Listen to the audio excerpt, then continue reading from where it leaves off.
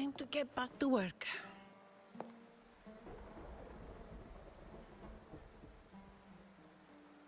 Hello, ladies and gentlemen.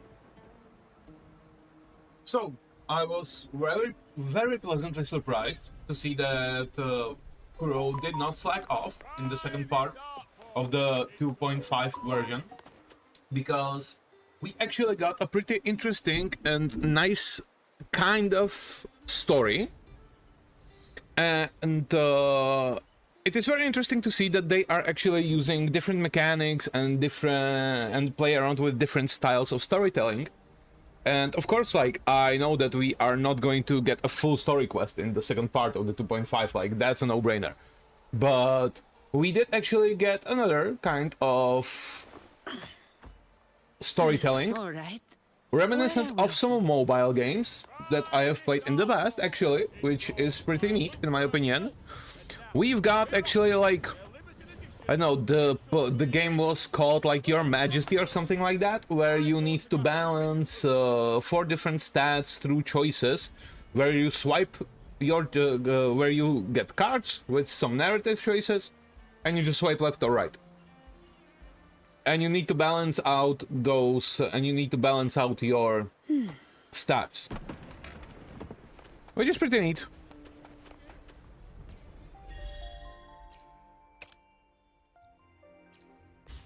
Okay, thank you very much. Of course I'm going to get it.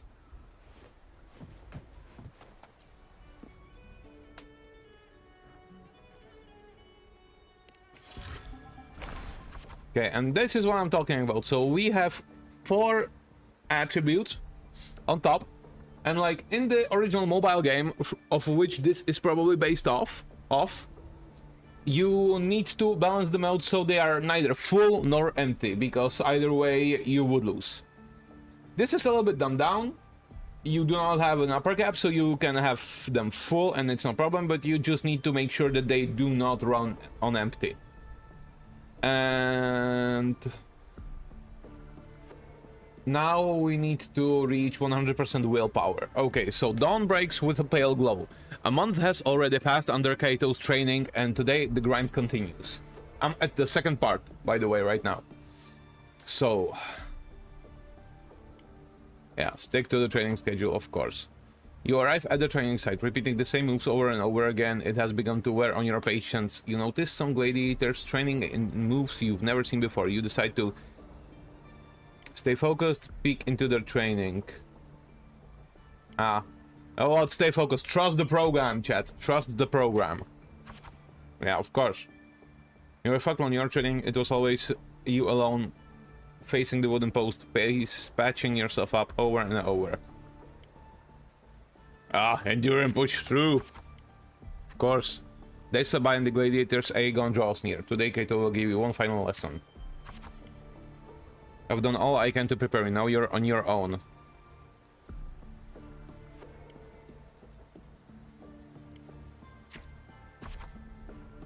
Tell me, why do you want to become a gladiator? What pulls you through all this training?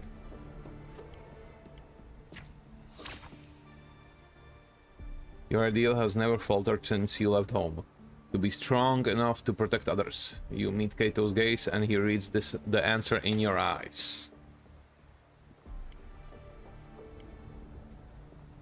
Yeah, let's thank him. Yeah.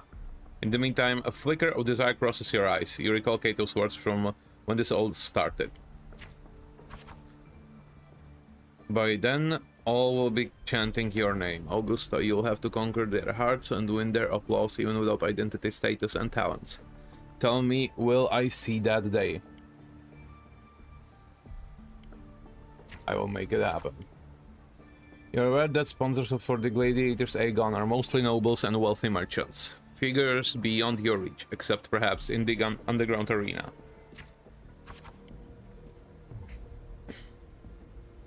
These are all top-of-the-line merchandise. I got here to have a look. Like products on display, you and a few other gladiators stand in the middle of the underground arena, scrutinized by nobles and wealthy merchants in the stands. One by one, those beside you are chosen and escorted away. Yeah. The audience cast their eyes in your direction. However, all you received is constant laughter in return. Visions of your home's ruin flash within your mind. Glimpses of the noble's lavish lifestyle flicker through. Yeah. They really did have a hand in that disaster. The dark tide alone did not destroy your home. The rot in high places also played a part in your home's ruin.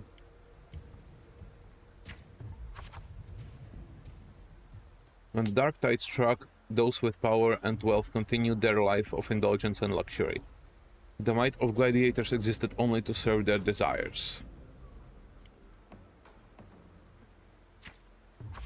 Yeah. Holy shit, that was a big boost. Well, a village girl with such unremarkable forte dreaming of power and strength. I can't remember the last time Septimond had a joke and this amusing. Try and you'll see. Yeah. What can you offer? Prancing around like circus clowns scrambling for real life so we can all have a good laugh? Or do you think playing innocent will win your favor?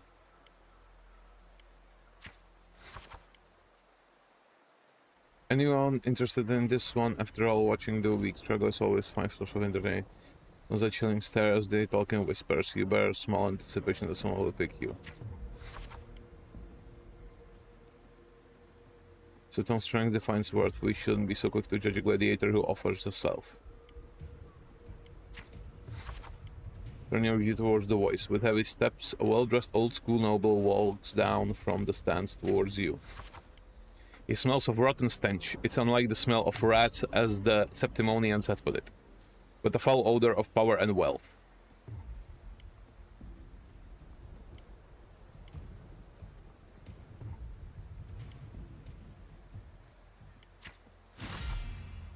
Engage only in profitable ventures. To stand in the arena, you must prove your worth. I have 3 trials for you. Survive them and we may speak further. Brave young lady.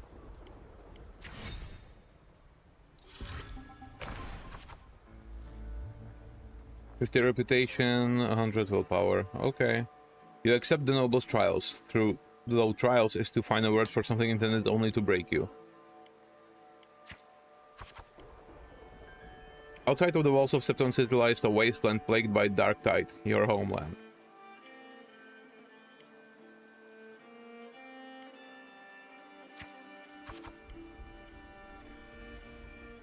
They say ferocious lion beast corrupted by the dark tide prowls deep within a cave. No common blade can cut through its skin.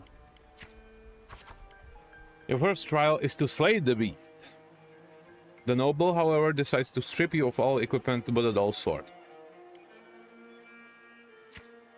Yeah, boy! The mountain trail winds like a serpent. Among the charred tree stumps, dozens of bleached skeletons lie scattered. You suspect you're getting close as you continue forward against the unpleasant smell. When the first rays of sunlight split the clouds, the cave reveals itself, breathing death. Before you get a clear picture of the cave, a crushing force presses down upon you. Try to break free. Trying to get yourself killed, hold your breath or you're alerted. You turn around and see a hunter. Just then, a massive beast roars and walks past where you are hiding.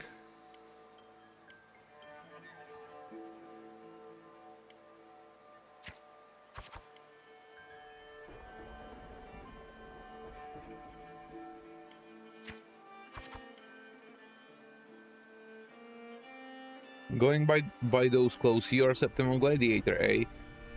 I used to be just like you.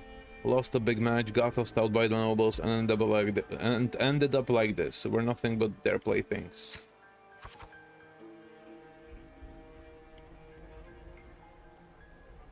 The skill zone for battle are now merely tools for survival. Septimon has abandoned the strength it desperately needs. You pity such reality.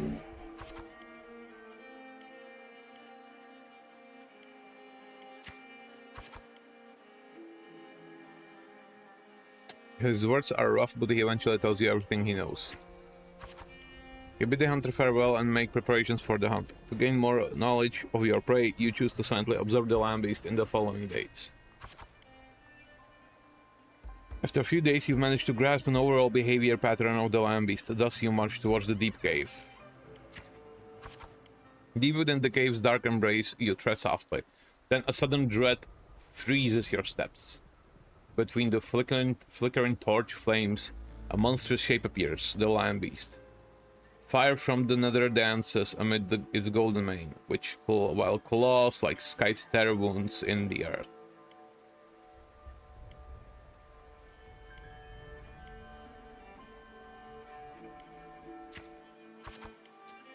As you expected, your sword fails you. It's ineffective against the lion. Before you can take a breath, the lion's thunderous roar storms you again. You decide to quickly analyze the cave's environment. Just before the lion beast pounces at you, you slash with all your strength at the stalactite above. It crashes down into the lion's gaping jaws. Ah, it's the same thing.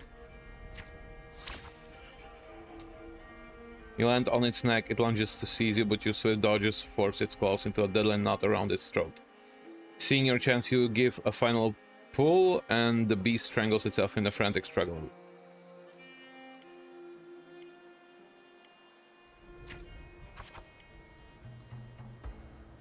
Across the stream, clear water cascades down into the mountain valley, and the dense forest slumbers quietly in nature's cradle. You rinse your blood-stained hands in the water, the clear stream slowly turns red. The birds scatter and the fish vanish. You sense the forest unease at your presence. The critter's panic plunges you into reflection. For the first time, you realize that power can instill fear.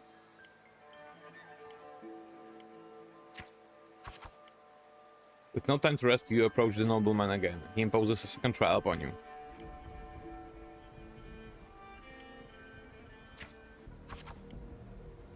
Killing a mad beast is hardly an achievement. I'm sure you're aware, girl, that all the warriors of September have two lives.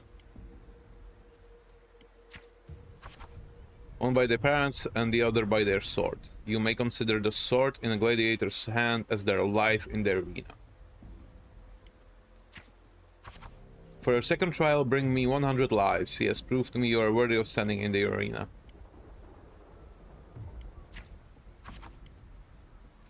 To get the admission pass for the Aegon, you start the second trial. Day after day, you fight gladiators of Septimont. As your reputation grows, so do the spectators. They don't care who you are, but only want to see when you will fall. Look, it's that girl again. I think she would get as many wins as she did. Just look at the size of her. How will she even carry those swords? You have grown used to this kind of noise. The deafening cheers numb your fatigue. Your sword now rests again against your opponent's throat.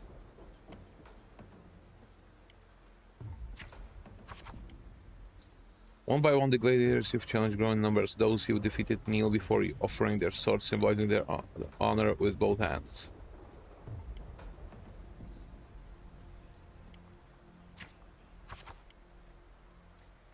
Even in Septimon, there's a limit to opponents that prove a challenge to you. Eventually, you will need to seek out tougher challenges. You have targeted Victor, a frequent champion of the Aegon from one of the noble houses. Do you have any idea who Victor's father is? His lordship is the largest sponsor of the Aegon. Power, wealth, those aren't things brute strength can rival. Victor has the best mentor, the finest weapon. The house behind Victor comes to you with an offer. A perfect job for a substantial fortune if you walk away from the duel. You reject the bribe without a second thought. Humiliated the noble servants, spit curses in your face.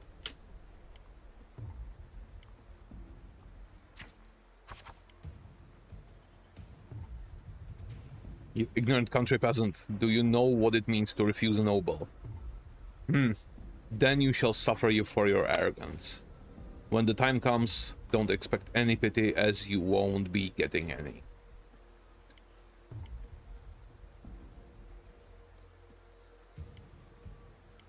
Let's go. Yeah, boy. The silence silences the rambling servant and tears up the contract. Let's go, there's no point in talking sense into an ignorant fool. Then again, I'd appreciate it if you don't waste too much of my time in the arena.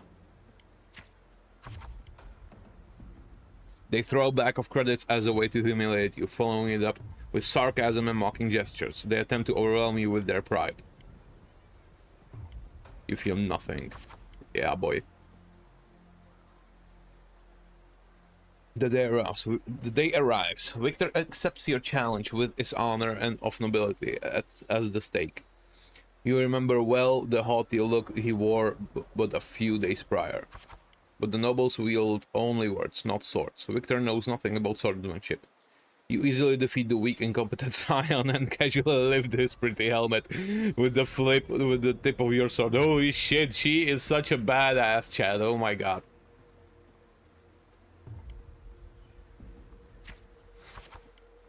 I have won, and I achieved it without wasting your time. Do you see? Your gilded lights shatter before real strength.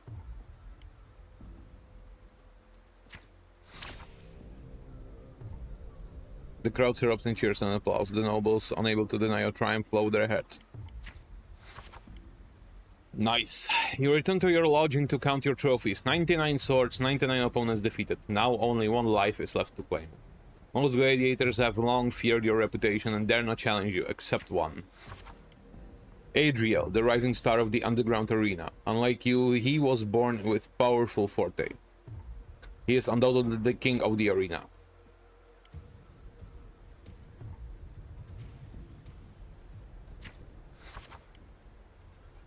Amidst the endless chanting of the name Adriel, you arrive as promised.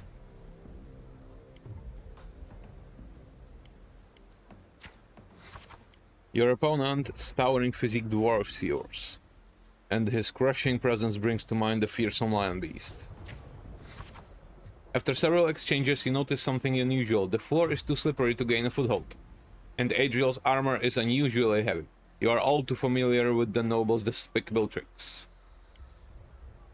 Keep calm. You then shift your pace, luring Adriel into the very trap meant for you. After a few more rounds, his steps grow loose, his reaction sluggish. Seize the opportunity. Your sword stops just before the neck of the Septimon's strongest gladiator. The entire arena falls silent, and almost immediately the crowd erupts into applause.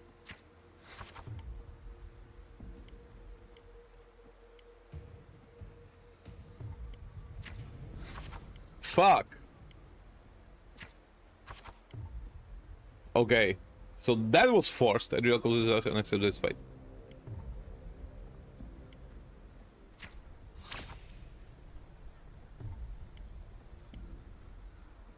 In front of everyone's watchful eye, you only take Adriel's sword. You then bow towards the audience before turning to leave.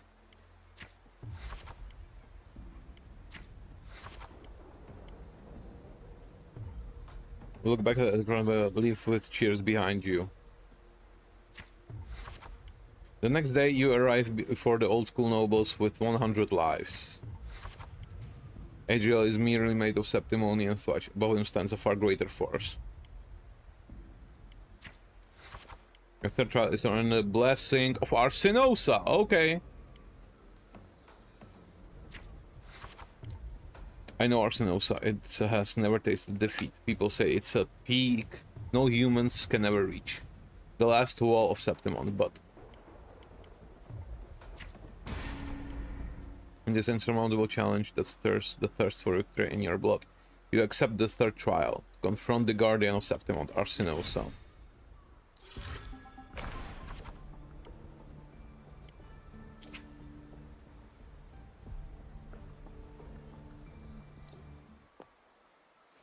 Yeah, okay. This is cool.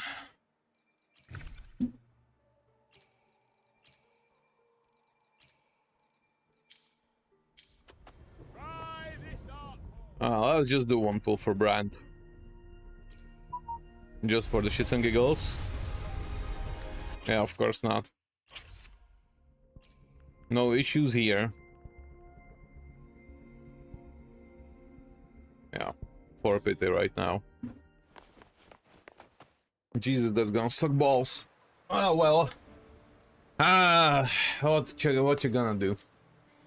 Well, anyways, I'll be back this evening, probably, maybe tomorrow morning, we'll see. But I need to get to work, chat, so have a